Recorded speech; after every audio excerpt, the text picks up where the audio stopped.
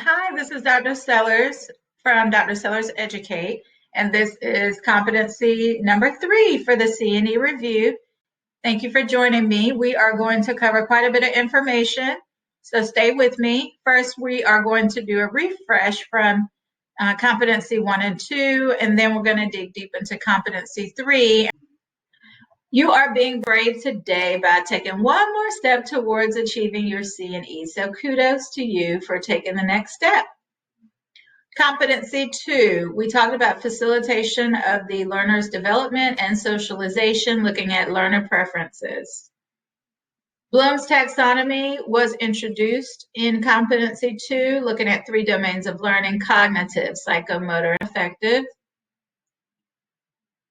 Domains of learning. Make sure you understand each of these 3 areas and specific verbs that will connect and map back to the activities that students are assigned to do. For example, concept maps are the highest level of learning on our Bloom's taxonomy level. They are ranked at the cognitive creating level. Okay? Just breathe. We'll get through it together. Do know that I'm here to support your success, and we're going to look at another practice test question. That would be one of the biggest recommendations I make to you all, is really to spend time taking a look at different practice questions. There were several that I shared as we kicked off our review session. Go ahead and pause the video. Okay, so looking at this practice test question, assisting a student to do which of the following would be evidence of intrusive advising? So A, choosing appropriate course sequencing. B, identifying deadlines for scholarship. C, considering career goals. And D, assessing the writing center. And the answer is D, assessing the writing center after receiving a poor grade or on a paper. So this is an example of intrusive advising because you are referring a student to an additional resource. Moving on to competency 3. This is the detailed blueprint of what to expect in competency 3.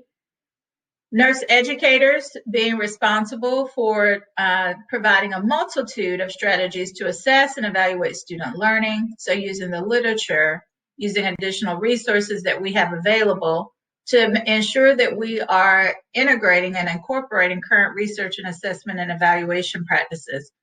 There is a difference between assessment and measurement.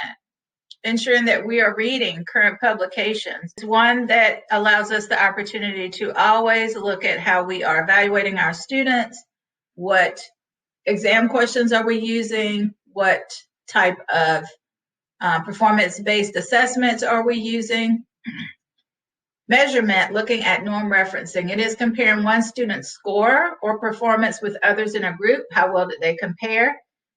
An example is curve grading. There is a disadvantage because it does not provide a means to judge student achievement in relationship to outcomes.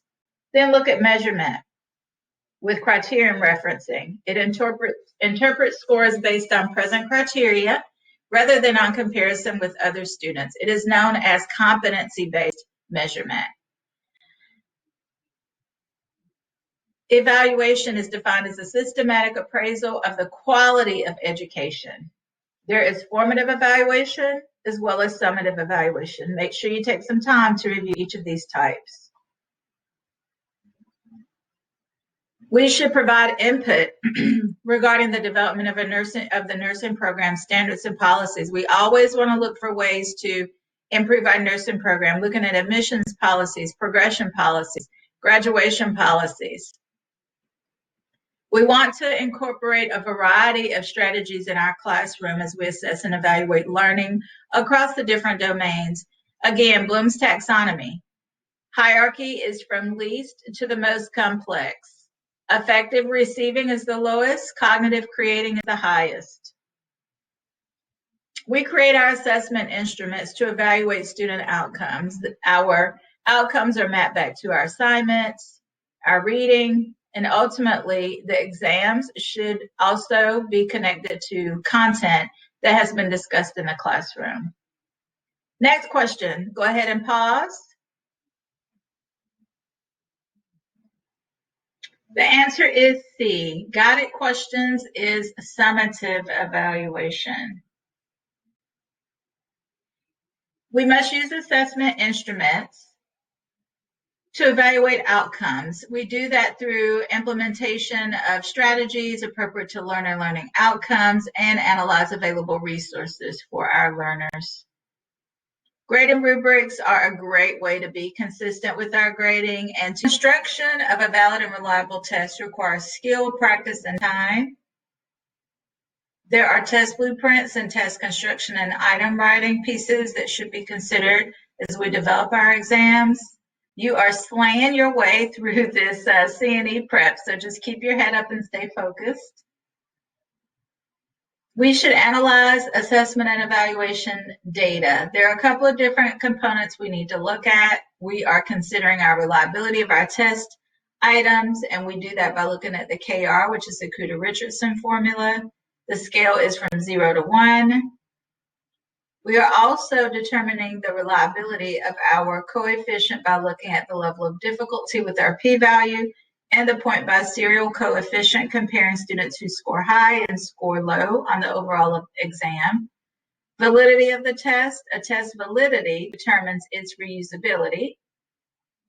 And when we look at the three different types, the content, construct, and criterion validity, it's important for us to understand the differences, so make sure you take a look at that. We analyze each test item, and we call that item analysis.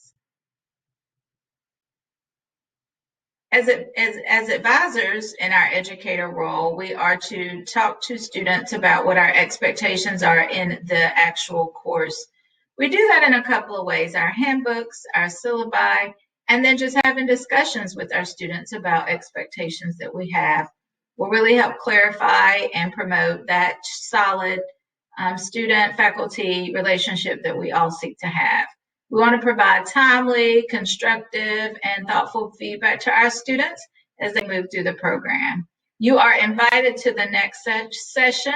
I am Dr. Sellers Educate@gmail.com, and I'm available for any coaching and planning that you have as it relates to your CNE exam. I hope you enjoyed this session, and I look forward to seeing you for the next one. Have a good day.